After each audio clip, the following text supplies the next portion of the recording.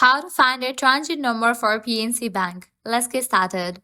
Transit number is essential for various banking tasks like setting up direct deposit or making wire transfer.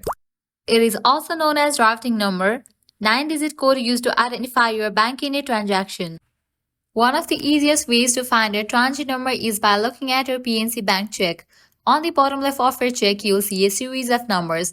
The first 9 digits represent your transit number. If you don't have a check handy, you can also find a transit number using the PNC Bank mobile app.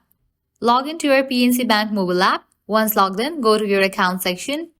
Here you will find the routing number, which is your transit number. You can also find a transit number by visiting the PNC Bank website. Log into your account, navigate to your account details section, and the routing number will be listed over there. If you are still having trouble, you can always contact PNC Bank customer service. They will be able to provide you with a transit number. You can reach them by calling the number on the back of your PNC Bank debit card. And that's it. Finding a transit number for PNC Bank is straightforward whether you can use a check, mobile app, or website.